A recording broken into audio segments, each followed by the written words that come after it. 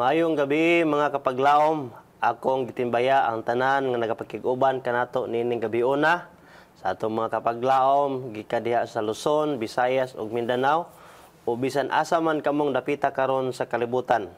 Welcome sa usa na pod ka bag-o nga episode niining atong pinasahi nga tulumanon, Pulong sa Kinabuhi.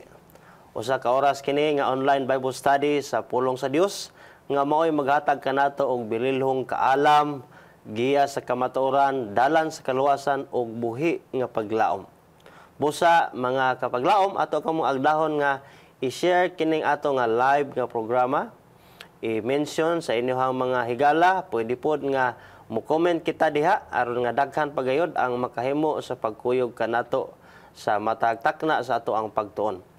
Ang topiko nga atong pag-asusihon karon mga kapaglaom, mga higala, mao ang adlawng igpapahulay sa daang tugon. Malipayon kita niini nga kagabion, kauban nato karon ang ato ang mabtikon og very supportive sa bulaton sa Ginoo. Nahimo sa nakikibahin kanato kaniadtong mga naging mga episode og karon aniya na usab ato nga bisita, Pastor Ronald Abaw, ang ato nga pinalangga nga district pastor sa Lapu-Lapu District. Pastor, welcome dinhi sa Pulong sa Kinabuhi. Ug daghang salamat kayo sa imuhang panahon nga imuhang gigahin aron sa pag-uban kanato karon. Mayong gabi usab kapaglaom Pastor Kim sa atong mga kapaglaom nga nagpadayon nga nagsubaybay sa atong pagtuon. Maayong gabi kaninyong tanan kutob sa maabot sa atong pagsibya. Ako usab gidimbaya ang atong mga kapaglaom, atong mga kaigsuonan dinha sa distrito sa Mactan, Olango Soul Saving Association ug sa tanan nato nga mga kapaglaom dinhi sa Metro Cebu, dili lamang din sa Cebu, diha sa Masbate sa Bohol, sa tibuok kalibutan nga nagtan-aw sa atong live niini nga takna. Mga kapaglaom, aduna tay nindot kay nga pagtuom, pagpadayon nga pagtuki mahitungod sa kamatuoran sa adlaw nga igpapahulay. Salamat Pastor. Gusto sab nako panimbayaon ang ako ang pamilya. Ako ang among duha ka anak si LL og si Eliel Merza.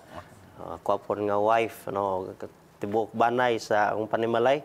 Ako sa nga panimbayaon ang akong mga ginikanan nga naa dito sa puwerta dito sa Lingayon sa MBC Pastor. Yes. Nakita mi atong Congress dito ug hinaot pa namo sa mayong panglawas.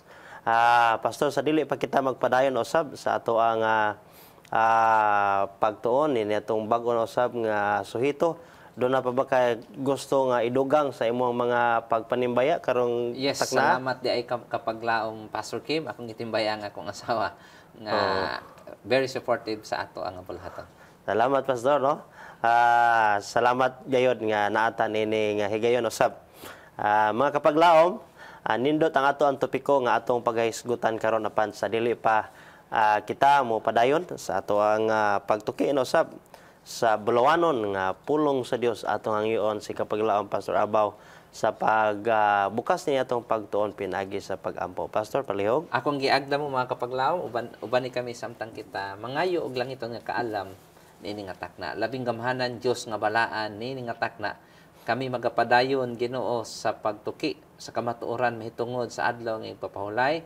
Labi na Ginoo sa nagkalain-lain nga mga panahon nga imong gipadayag ang kaimportansya sa adlaw nga igpapahulay, pinaagi sa imong mga propeta nga imong gitawag nga maoy nagiya sa imong mga katawhan samtang sila naglawig nagapaabot sa imuhang pagbalik. Usab kami niini nga takna ug samtang among abrihan ang balaang kasulatan among usab sundan kini nga mga kasaysayan gikan sa balaang kasulatan, makakat-on kami sa mga bulawanon nga mga pulong, mga bulawanon nga mga prinsipyo. Paghatag og dako nga pagtagad niining adlaw nga ipapahulay nga imong gipanalanginan, imohang gipahulayan o gibalaan. Daghang salamat ug kintan among ginalaom madawat sa matamis nga pangalan ni Jesus. Amen. Amen.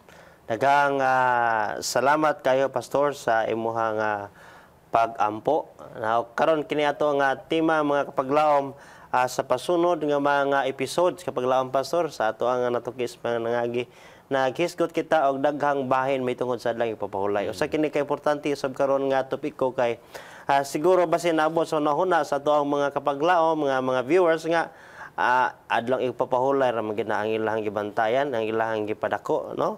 O mao ni nga ato ni sab karon nga tagaan padayon nga pagtagad. So gihatag ba sa Dios ang ipapahulay sa bukid sa Sinai anang lamang sa mga Hudiyo o dili alang nato nga mga Kristohanon. Mao ni usa ka pangutana nga ato ang tagang importanteng pagtagad ug tubag sa Balang Kasulatan. Kon ugaling mao kana ang mga kapaglaom pastor nga kon ang adlang igpapahulay alang lamang sa mga Hudiyo nan ato hinumdumon nga diha sa sugo napoy sugo diha nga dili ka mangawat, dili ka magpatay, imong tahoro nang imong amanoy-nahan aron mataas imong kinabuhi, di ka magsaksig bakak.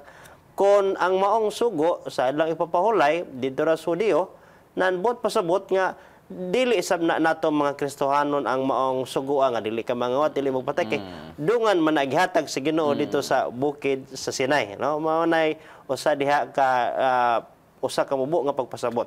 So ang Biblia nag-ingon nga ang adlaw ipapahulay gibuhat alang sa tao og dili ang tao alang sa adlaw nga igpapahulay sumala pa sa Marcos 2 versikulo 27. Nan karon usab kini kay pagtuon man sa Biblia mga igsoon ato kamo nga dapiton nga inyo sang buksan ninyo mga Biblia dinha sa inyohang mga nahimutangan karon o sa inyo ba ka mga cellphone, no? Siguro kung mo kadalag Biblia, inyong cellphone ay Biblia, ako mga agdaon, mga igala, nga ubanay kami sa pagtuon, pinagis pagpakli sa inyong mga Biblia, aron ato yung masusi mismo sa itong mga mata, ang mga ebidensya diha nga gihatag sa Ginoo alang kanato nga tanan. Alang sa unang pangutana, atong tagaang pagtagad karong gabiuna, unsa ang balaod sa Israel sa panahon sa ilahang panaw sa kamingawan may tungod sa paglapas sa adlong ipapahulay. Ato ang kining tubagon pinagisab sa pagbasa diha sa maong teksto sa Numeros 15 30 og 31. Ato nga ngiyon si Pastor Abaw sa pagbasa niini alang sa tong mga kaigsunan. Yes, mga kapaglaom, atong makitaan diha sa Numeros kapitulo 15 mga bersikulo 30 og 31. Palukabriha inyong mga Biblia nga nagkanayon apan ang kalag nga nagabuhat sa bisan unsang kasaypanan uban sa pagkawalay, pagpanumbaling, no? Pagpanumbaling bisan siya natawo sa yutang pinuy-anan sa mga anak ni sa Israel. Ato ipadayon sa Israel. Kung usa ka lumalangyaw kanang kalaga nagapasipala kang Jehova o kanang kalaga pagaputlon gikan sa taliwala sa iyang mga katawhan tungod kay iyang gitamay ang pulong ni Jehova o gilapas niya ang iyang mga sugo kanang kalaga pagpution gayod ang iyang kadautan anha sa ibabaw niya. So mga kapaglaom, atong nakit-an kining ato sumala sa giingon ni kapaglaom Pastor Kim nga sa milabay nga mga series, sa una nga series sa atong gisgutan ang kaning gisinugdanan sa adlaw nga igpapahulay, ang ikaduha na pod ang Sabbath before Sinai. So ang atong topiko karon is ang padayon gihapon siya partly gihapon mga kaigsoon after Sinai. Kay atong makit-an nga ang paglawig sa katawhan sa Dios wala man matapos didto sa bukid sa Sinai. So doon na pay mga kasaysayan human sa bukid sa Sinai mga kapaglaom.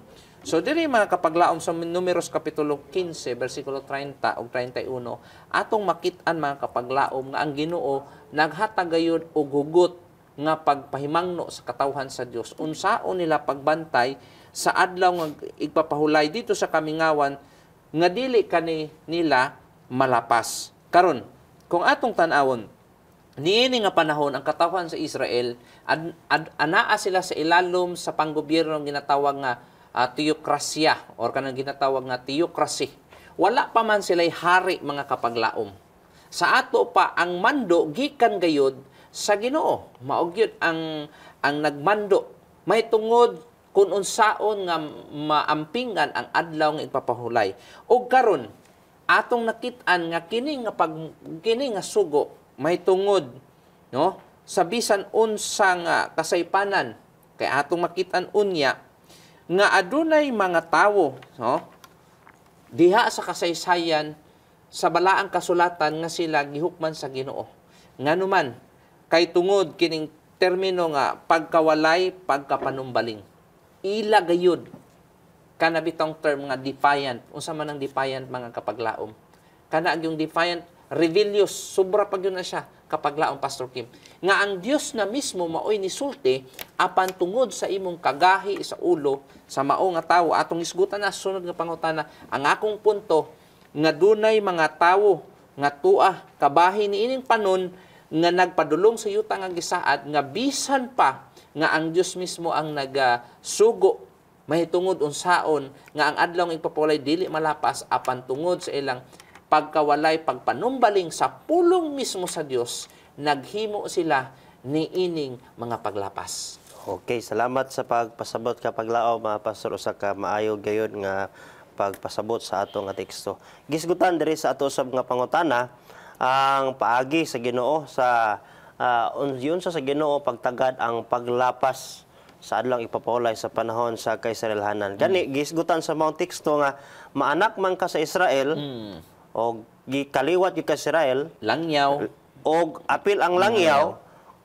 bisan kinsa maanak si Israel og langyaw o sa ato pa na dili Hudiyo kig-uban ra kay do na may gitawag sa kaniadto mga mixed multitude nga gikan sa Ehipto nanguban sa panaw pero dili gito sila mga Ehipto dili sila mga Israelhanon sumala pa sa komentaryo o nga bisan kinsa nga dili maghatagad niining adlaw ipapahulay mao ang pagkawalay panumbaling sila mahudiyo o dili Hudiyo makatagamtam gayod sa silot sa Ginoo og dunay mga silot ang silot kaniadto sa paglapas sa adlaw ipapahulay ang paagi sa Ginoo diha gid dayon ang pagsilot sa Ginoo pinagi sa kamatayon o sa niini paagi usab ang pagbato mo nay paagi sa Ginoo.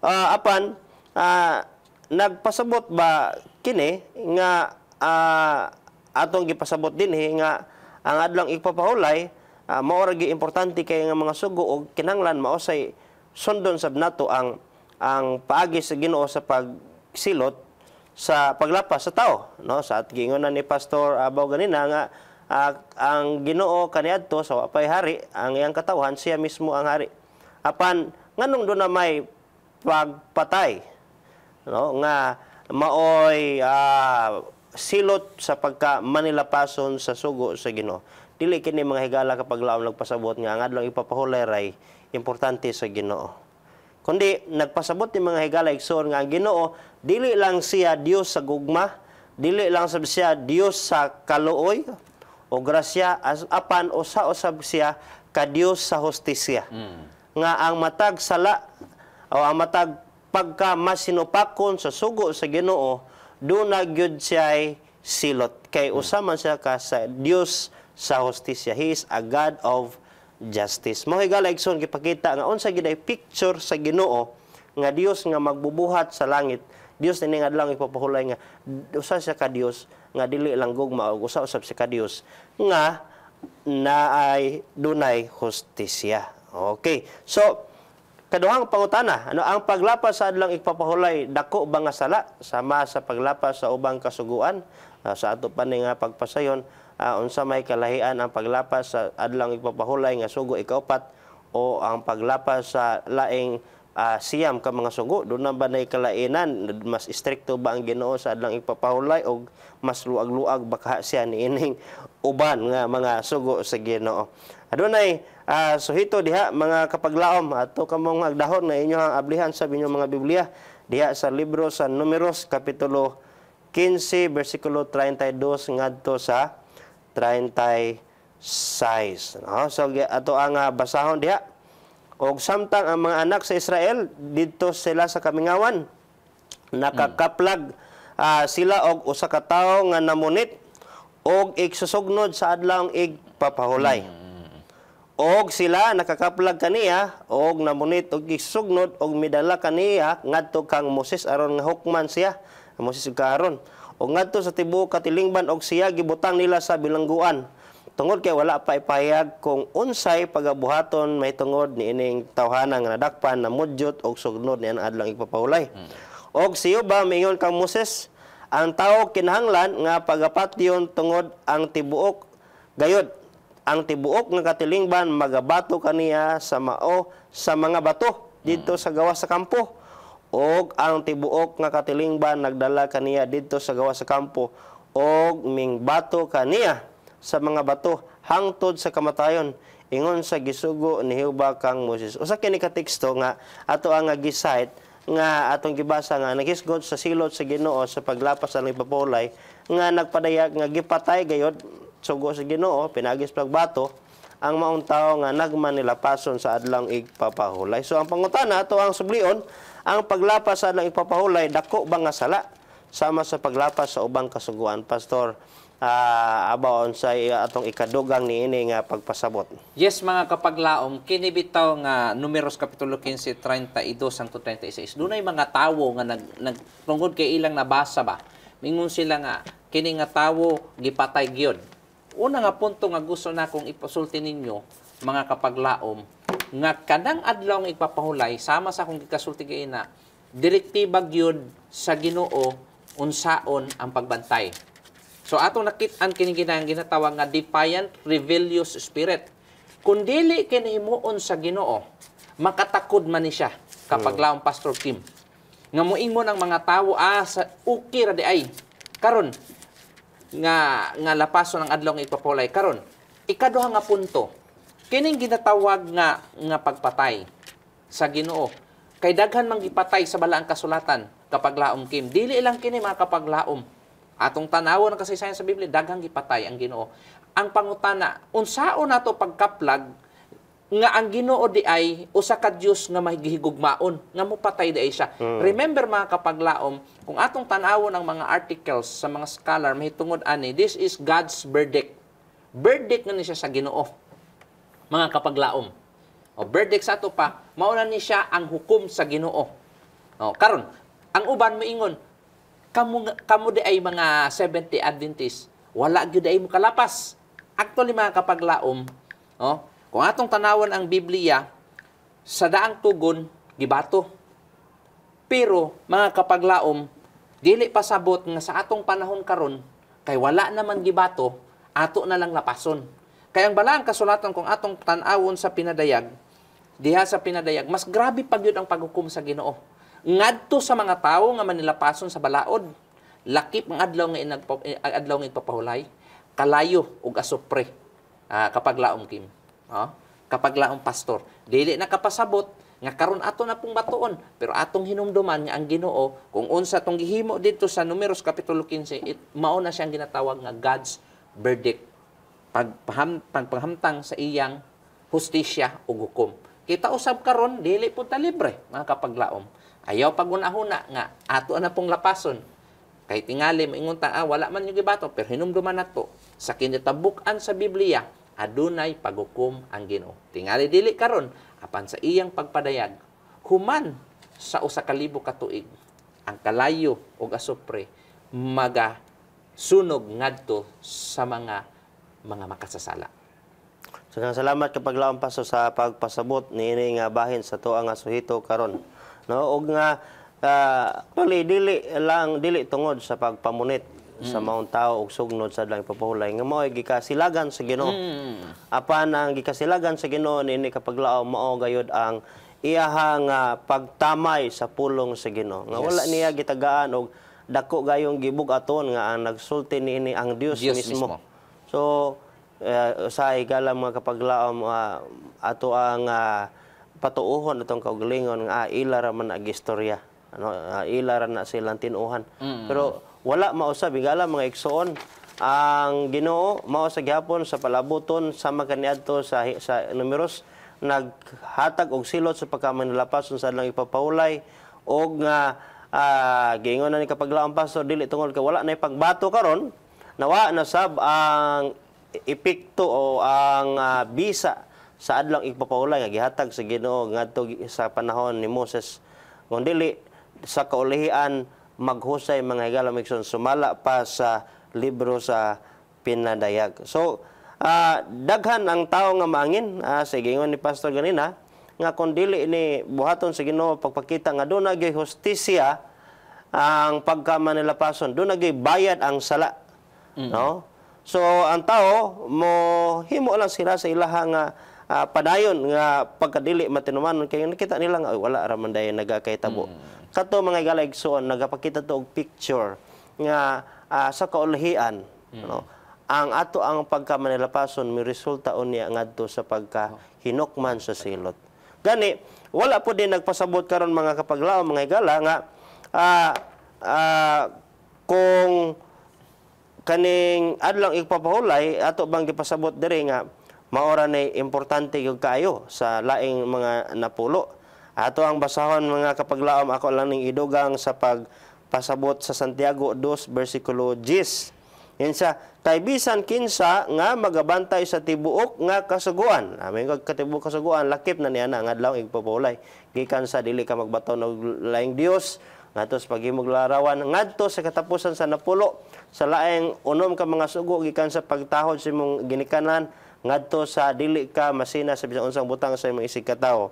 Ingon sada kung bisan kinsa ang magabantay sa tibuok nga kasuguan apan unya makasala siya sa usa ka bahin magamalapason siya sa tanan.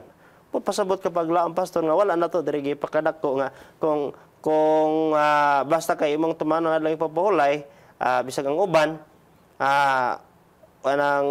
wala na to gituman okay ra na. Bisan day ang pagdili pagpangawat nga gisugo sa Ginoo kung wala na to gituman sama ra sa gyapon nga nagmalipason kita sa adlang ipapahulay kay kabahin man gyapon kini siya sa tibuok kasuguan sa Ginoo.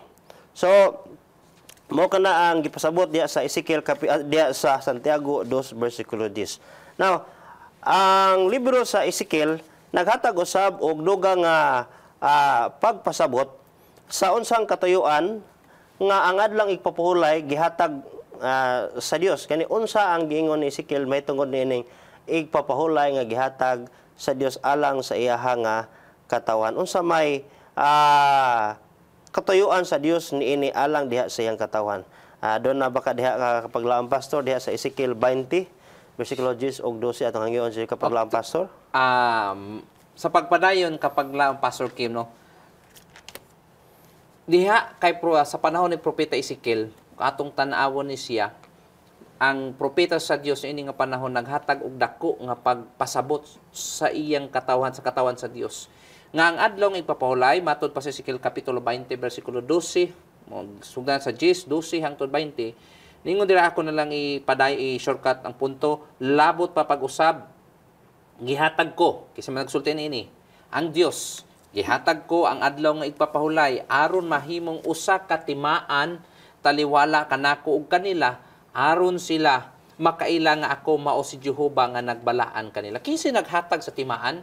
Kung atong basahon ng Ezekiel si Jehovah. Ano unsa may purpose? Doon na may katuyuan nga alang ang iyang katawhan mailhan nila nga ang Dios maoy nagbalaan nga na kanila. Hinungdan man natong adlaw nga ipapahulay balaan nga adlaw. Karon kining ginatawag nga timaan sa English nga Biblia gigamit ang term nga sign nya.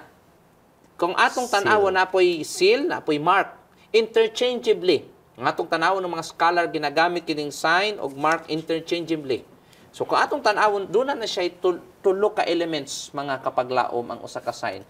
Naa siya ginatawag nga name, title, and territory. So, atong tan-awon, ang sugo mahitungod sa adlaw nga ipapawala, ningon siya, ako ang Diyos nga nagbuhat sa langit o sa yuta. So, ang iyang ngalan, Diyos. Oh? Diyos. Iyang title, manlalalang. Diya sa Exodus kapitulo 20 bersikulo 8 hangtod 11 unsa may iyang teritoryo, heaven and earth. So makita na nato na sa mga silyo sa atong panggobyerno kung butangag silyo gani naa na siya nga mga elements. Another thing nga gusto na kong ipasabot kaninyo mga kapaglaom, when we say ko atong tan-awon kining Ezekiel kapitulo 20 bersikulo 10 hangtod 12 hangtod 20, makita nato kining ginatawag nga relationship. Ngano man, we acknowledge God as our creator and we are his created beings. So atong makita mga kapaglaom nga ang adlaw nga igpapahulay pinasahi in a sense nga ang Dios nakigrelasyon kanato, giilang nga gipasabot niya nga kita mao iyang gilalang, siya mao ang atong manlalalang. Salamat kapaglaom pastor sa paghatag og laom nga pagpasabot ni ato ang suito nga gituki karon. Ato usab nga sabton mga kapaglaom nga ang pagbantay sa adlang ipapahulay dili kini mao hinungdan nga naluwas kita. Buot pasabot nga dili ni maoy tinugdan sa kaluwasan. Gani ato ang balikan o gamay sa kasaysayan sa Israel nga una gihimo sa Ginoo giluwas sila gikan sa pagkaulipon sa Ehipto ug unya gihatag sa Ginoo didto sa bukid sa Sinai ang sugo aron nga mahimo silang makapadayon sa mga paagi sa Ginoo tungod kay gihatag naman kanila ang kaluwasan. Karon sab kining adlang igpapahulay gihatag ingon nga timaan ngadto sa katawan sa Ginoo aron nga sa pag-ila kon sila gayod nagmatinumanon sa sugo sa Dios. Nga kining pagkamatinumanon nagpaila kini nga iya kitang katawhan. Daghan man sa mingon ka nga anak ko sa Ginoo. No, iya ko nga anak o amahan baka anak baka kandi tampulan o tampulana. Pero posible nga sa ato lang ng istorya. Pero ang tinuod nga pagkaanak sa imong ginikanan makita usab nato gyud diya sa pagkamatinumanon nato sa tuang mga ginikanan dili lang kay nag-angkon kita nga iya ta nga anak sa atong mga ginikanan. So adun usay laing bahin sa kasaysayan sa katawan sa Israel mga higala kapaglaom.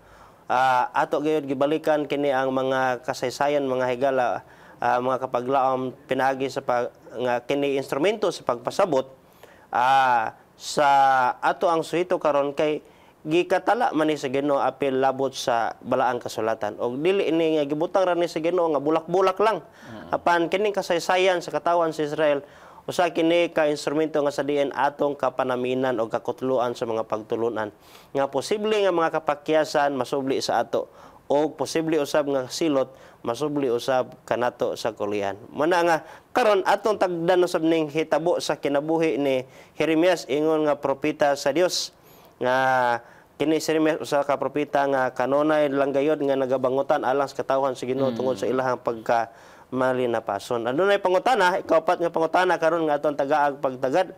Unsay usa ka katarungan ngano nga si Huda o ang Huda gibihag sulod sa kapituan ka mga tuig. Naay rason nga ngano man nga ang katawhan sa Ginoo, katawhan mo ta sa Ginoo.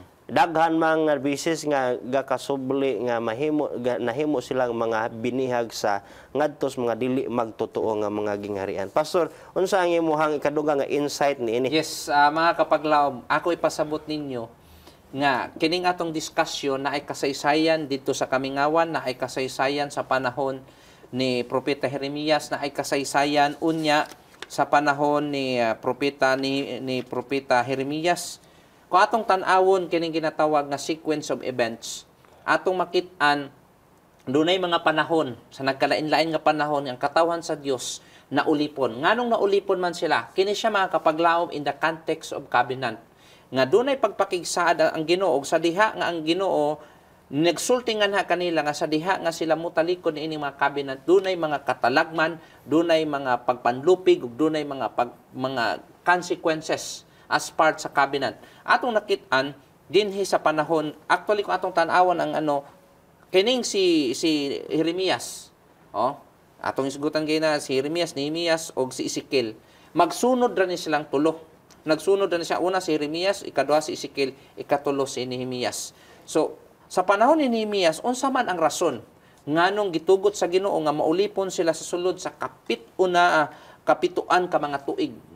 Kapituan, I think this is 70 years. Atong basahon Jeremias kapitulo 7 bersikulo 21 hangtod 27, niingon mao kini ang giingon ni Jehova. Unsa man giingon ni Jehova? Magmatngon kamo sa inyong kaugalingon ayaw pagdala sa bisan unsa nga palasanon sa sulod sa adlaw nga igpapahulay. Sa ato pa kabahin sa ginatawag nga rason nganong gitugot sa Ginoo nga sila mahimong ulipon tungod na himo silang manilapason sa adlaw ng igpapahulay. Gani gingon diri sa anong apan sila wala mamati ni magpakiling sila sa ilang mga igdulungog.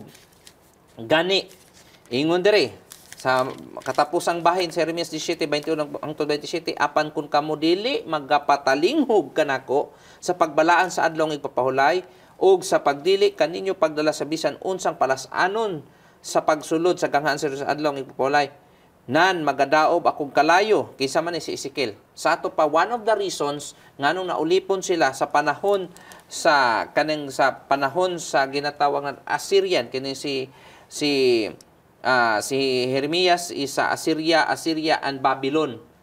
Na transition ani. So makita nato tungod sa ilang pagkamanilapason sa adlaw nga igpapahulay.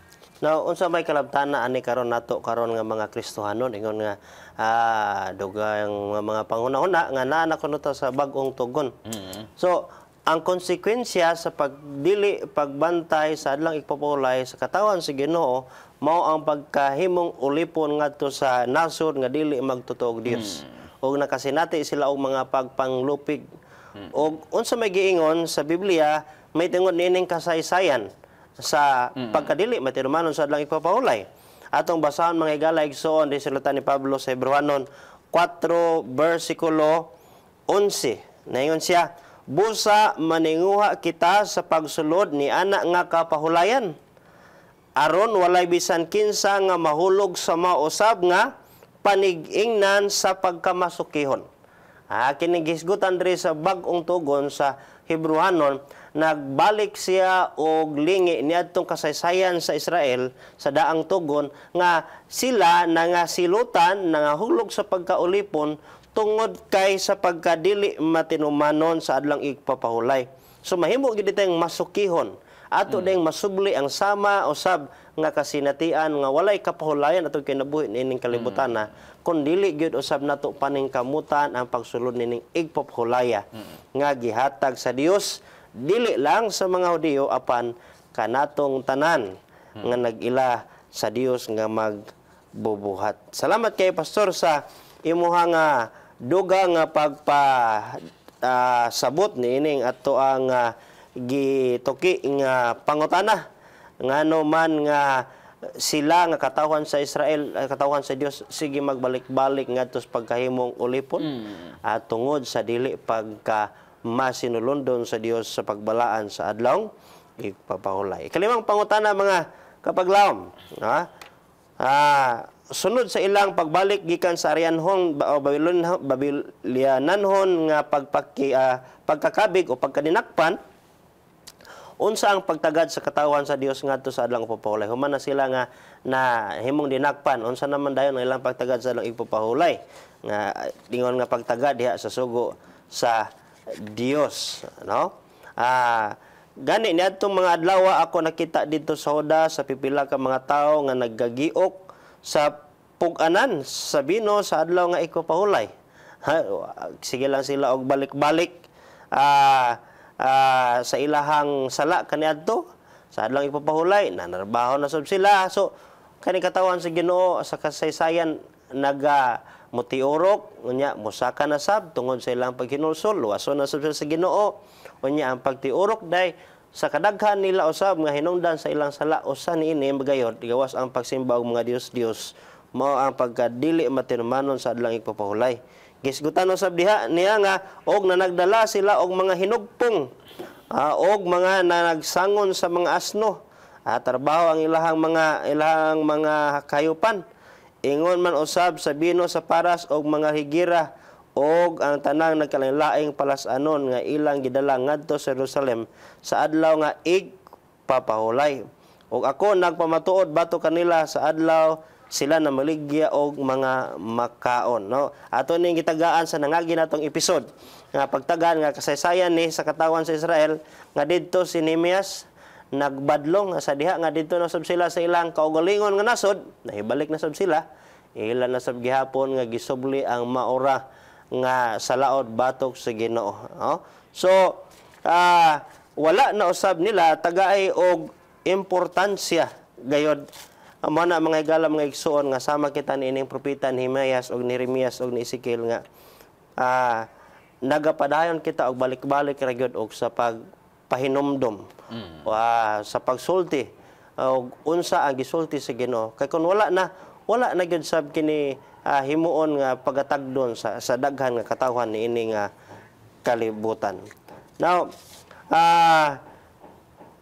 mga kapaglaom daghan nga mga hitabo usab sa ato ang kinabuhi nga posible nga kini nga mga kasaypanan masubli isab nganhi sa ato ang personal nga kinabuhi pinagi sa pagdili pagtagad sa butang nga gitagaag bugat nga pagtagad sa Dios.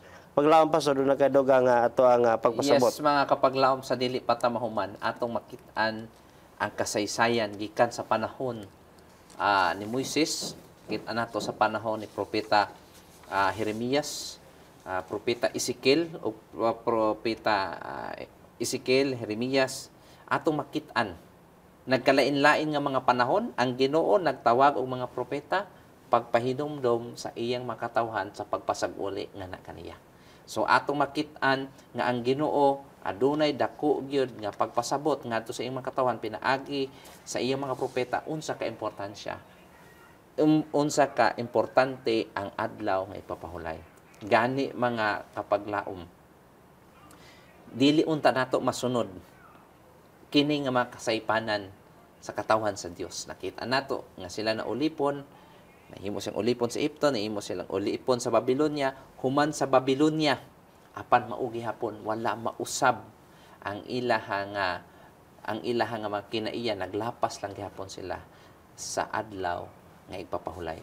Sa kabalaan ni apan ang mayo nga balita, ang Ginoo wala sila pasagdi kapag laong Pastor Kim, ang Ginoo nagpadala og mensahero, the prophet, ng propeta, kana mo na siyang ginatawag nga siya ang in behalf sa Ginoo mo'y musulti mo tawag sa iyang katawhan pagpasag-uli nga na kaniya. Ang ipasabot man kaigsunan in general, dili lamang adlaw nga ipapahulay ang himong hinungdan nganong nahimong ulipon. Ang katawan sa Dios sa nagkalain-lain nga panahon. Apan dagang rason apan usa kini sa pinakaimportanteng butang nga gitalikdan sa katawan sa Dios. Alang kanato sa presenteng panahon, kini nagapakita mga kapaglaom sa kaimportansya sa adlaw nga ipapahulay. Igsuon kung wala ka pa nagbantay sa adlaw nga ipapahulay. Ako kang giagda, bantay kay gihatagan kining dako nga pagtagad sa nagkalain-lain nga panahon sa balaang kasulatan. Salamat Pastor sa pagpasabot. Ato ang nasayran mga higala mga igsuon nga sa tapos nga ang Dios nagpadala na usab og manluluwas sa iyang katawan sa Israel gikan sa pagkabinihag tapos sa Babylonianhon nga pagkabihag. Ang mga Hudiyo nagsugod na sab sa pag-ila nga ang ilang kapakyasan sa pagbantay sa igpapahulay mao ang usa ka hinungdan sa ilahang kadawtan. Mabuti gyud ang panahon mga igalaigsoon nga makarelyasar sa busa human sa panahon nga ni Nehemias sila wala na magbuhat sa ilahang mga bulaton sa adlang igpapahulay. Apan ang ilang kasaypanan karon sama ra usab kabugat kaysa ilahang nahuna-huna nasa nahimo sa nauna nga kasaypanan. So ato ang masabtan mga higala paglaom nga sila nagsugod sa pag huna-huna nga ngadlang ipapahulay may usa ka paagi sa pagbaton sa kaluwasan, inay nga kini usa ka timaan sa pagkabalaan. Ang adlang ipapahulay adunay jutay lamang nga bilikon kini nawad-an sa pag-ila sa pagkabalaan. So ang mga katawan sa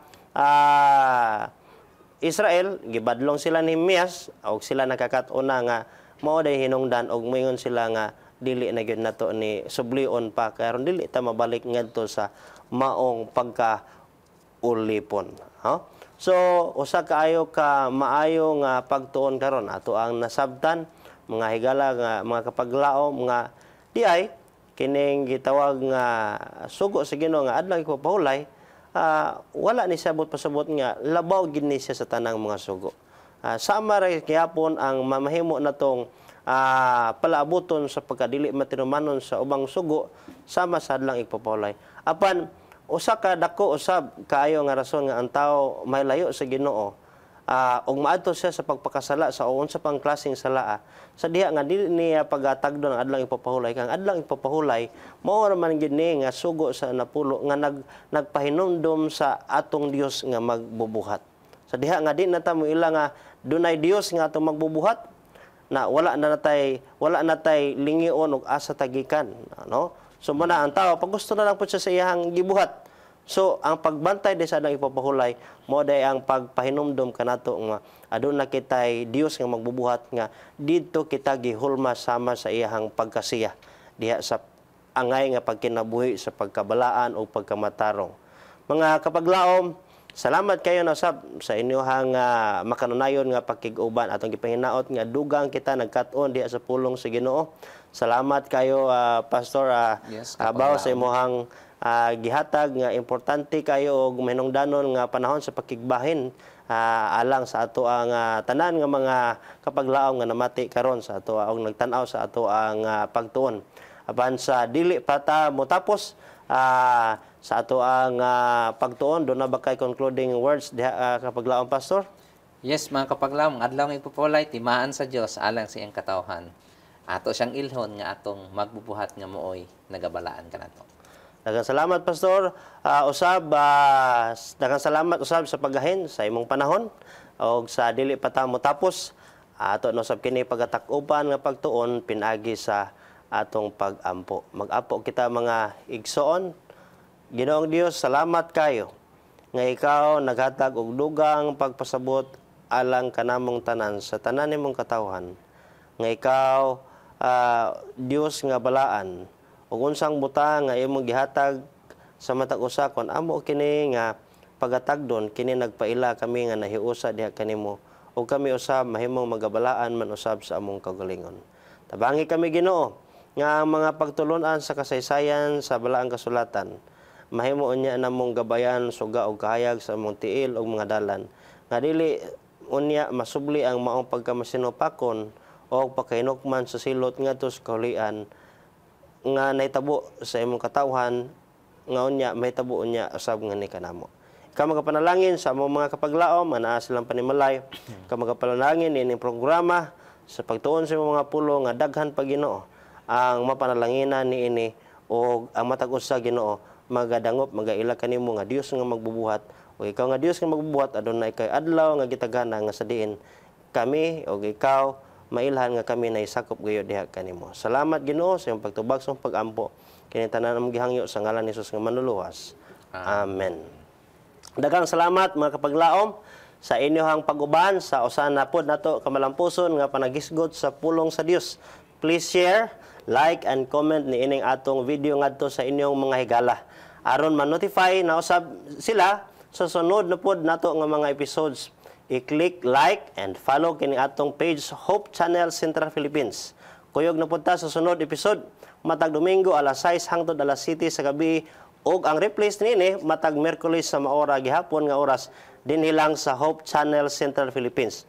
Ining atong pinalangga nga tulumanon pulong sa kinabuhi.